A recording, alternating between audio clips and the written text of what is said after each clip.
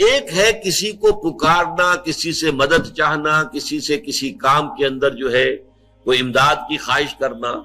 جو کہ ہو دنیاوی جو معمولات ہیں، جو عام ہمارے قواعد ہیں، ظاہری مادی اسباب و وسائل کے درجے میں، وہ شرک نہیں ہے۔ میں کسی سے کہتا ہوں مجھے ذرا پانی پلا دو، یہ بھی ایک دعا ہے، استمداد ہے، مدد آپ نے مانگی ہے،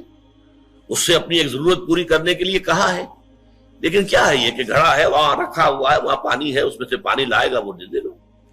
جو ظاہری قوانین طبیعہ جو ہے ان کے دائرے کے اندر کوئی دعا، کوئی استمداد، کوئی استعانت، کوئی استغاثہ، اس میں کوئی حرج نہیں۔ غیبی اعتبار سے کسی کے ساتھ بھی کوئی دعا کی جائے گی اللہ کے سوا، وہ شرک ہے۔ وہ استدعا ہو، استغاثہ ہو، استعانت ہو، استمداد ہو، استنصار ہو، کچھ بھی ہو، غیبی طور پر دنیا کے معروف طریقوں میں اور جو ہمارے طبعی قوانین ہیں ان کے دائروں کے اندر مدد مانگنا، اس میں قطعاً کوئی شرک نہیں ہے، توحید ہے۔ البتہ اس میں بھی ایک باریک نکتہ ہے۔ ایک بزرگ تھے جو فوت ہو گئے، انہوں نے یہ بات مجھے جس طرح سمجھائی تھی وہ آج بھی میں ان کا مشکور ہوں کہ دنیا میں عام قاعدے قانون کے تحت بھی کسی سے کچھ کہنا کہ بھائی میرا یہ کام آپ کر دیجئے، آپ کر سکتے ہیں،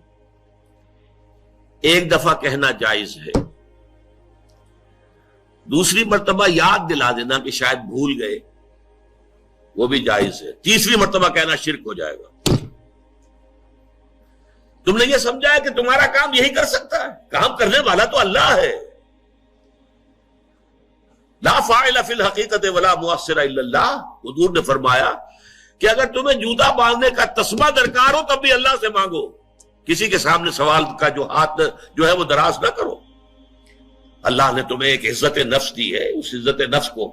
ڈھیلا نہ بناؤ، کسی کے سامنے جو ہے اپنا ہاتھ پھیلا دینا، اپنی عزت نفس جو ہے تو ختم کر دینا ہے، مت مانگو کسی سے کچھ۔ لیکن یہ کہ ٹھیک ہے دنیا میں کام چلتا ہے۔ حضور کا شکی شان تو یہ تھی کہ اگر آپ سواری پر ہوتے تھے اور آپ کی چھڑی گر گئی تو سواری کو بٹھا کے اس سے اتر کر چھڑی خود اٹھاتے تھے، آپ کسی اپنے ساتھی سے یہ نہیں کہتے تھے کہ میری چھڑی پکڑا دو گی۔ آپ کی تو غیرت کا عالم جو ہے وہ بہت بلند تھا، بہت بلند تھا، بہت بلند تھا۔ لیکن دنیاوی عام طریقے سے یہ کہ ٹھیک ہے بھئی آپ ایک کام ہے آپ کر سکتے ہیں، یہ کر دیجیے،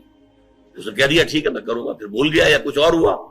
دوسری مرتبہ یاد دہانی کرا دی، تیسری مرتبہ جو ہے انہوں نے کہا کہ پھر اس میں شرک کی بو آنے لگتی ہے، کہ معلوم ہوتا ہے کہ آپ نے سمجھا ہے کہ اسی کو اختیار حاصل ہے، یہی مقتدر ہے،